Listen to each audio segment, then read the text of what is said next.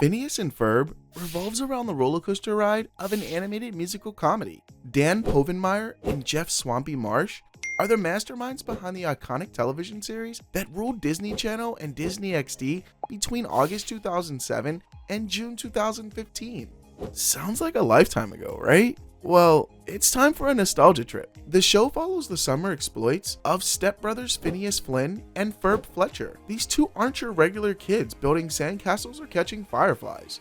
They are about constructing mind-blowingly grand projects and spectacular adventures. Wish I had them as brothers. Besides the two genius inventors, the cast includes their sister Candace Flynn, who is forever trying to bust them and failing miserably. Why does she even try? Close your mouth, honey. You'll catch flies. The other two main characters are the ones who really spice things up, Perry the Platypus and the one and only Dr. Heinz Doofenshmirtz. Ah, Perry the Platypus, what an unexpected surprise! Just picture this, a platypus, but not your regular duck-billed creature. This one's a silent secret agent, and is also known as Agent P. He keeps his cool, letting his bill do the talking, disappearing, then reappearing with a nonchalant, "Oh, there you are, Perry," from Phineas. Oh, there you are, Perry. Perry's presence, or lack thereof, is a running gig. But the real question is, where does he go? I don't think anyone knows. The answer is on a mission to sabotage the plans of our Resident Evil scientist Dr. Doofenshmirtz.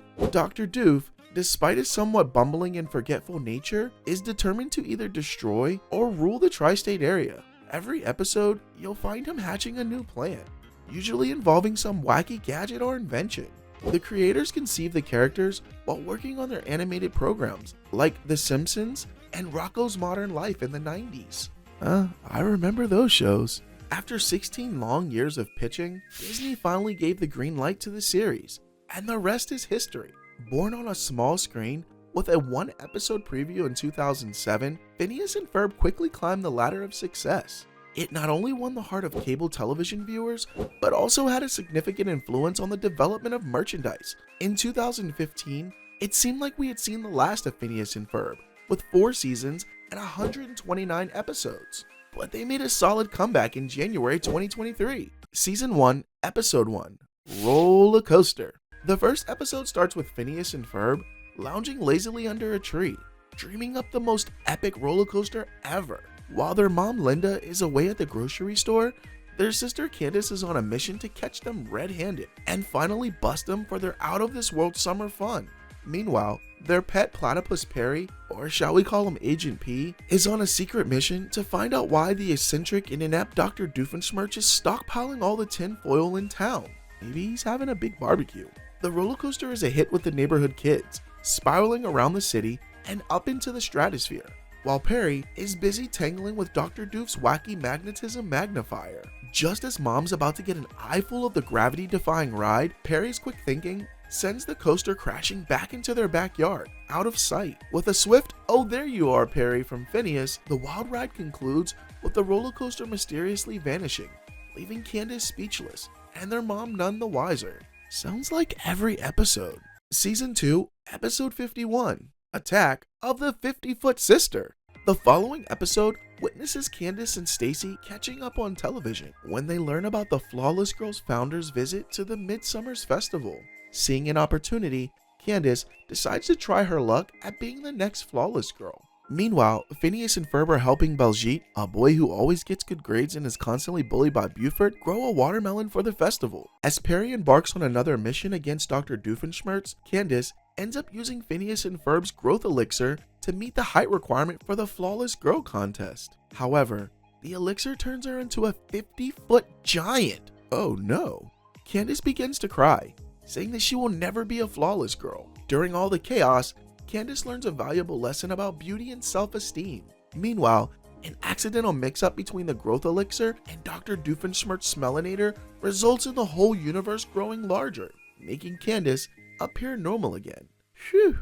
With a newfound determination, Candace decides to focus on her main goal, which is, we all know, busting Phineas and Ferb.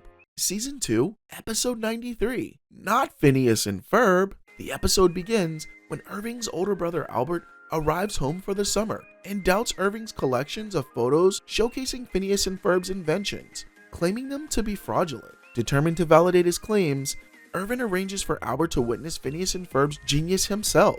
Unfortunately, the boys are away at a space adventure, prompting Irving, Buford, and Baljeet to simulate a big idea in the Flynn Fletcher's backyard, using Baljeet's hologram projector, with Buford and Baljeet disguised as Phineas and Ferb. Albert is entirely convinced by the charade, to Irving's surprise and annoyance. Meanwhile, Dr. Doofenshmirtz is disappointed with his model train set and plots to shrink row landmarks for a more authentic display.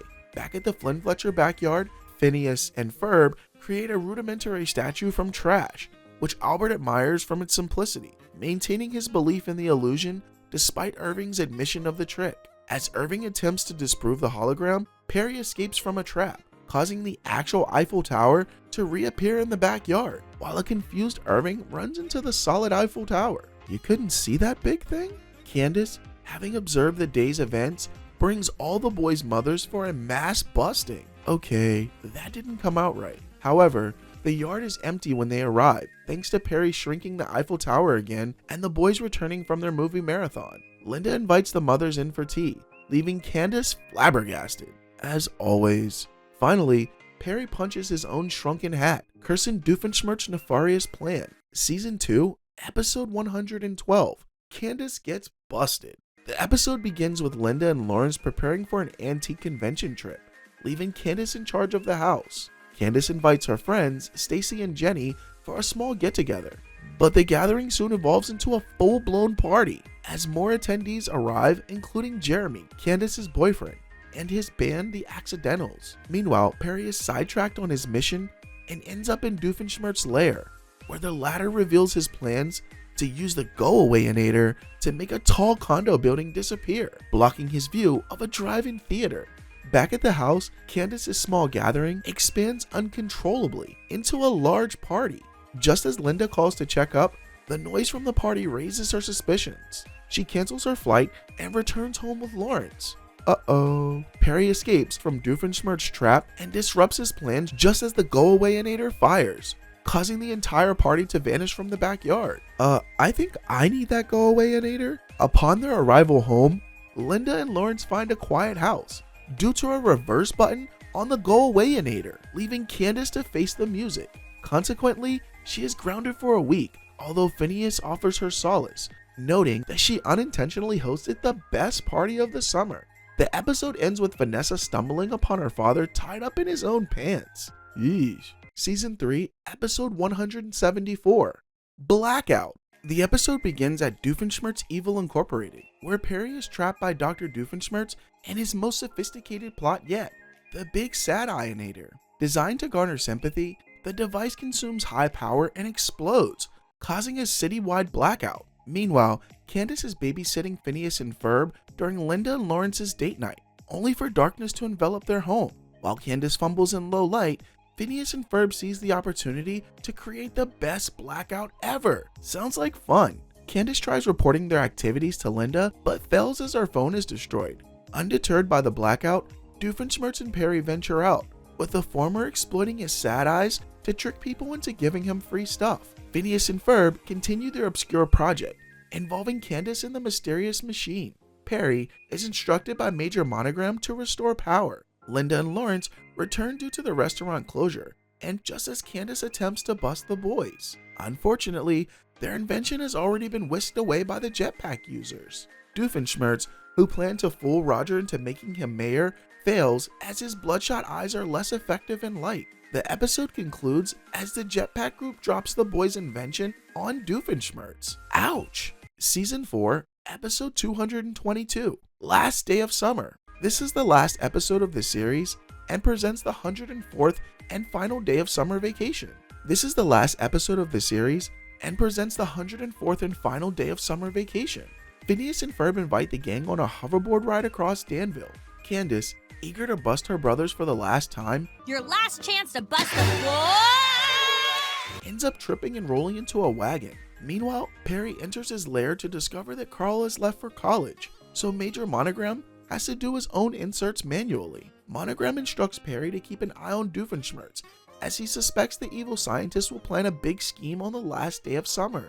True to form, Doofenshmirtz plans to use the Tri-Governorator to make himself ruler of the tri-state area. Candace, benefiting from a do-overinator created by Doofenshmirtz, gets multiple chances to bust her brothers, but fails every time. The do-overinator, however, creates time rifts in the space-time continuum, causing various objects and even people to disappear.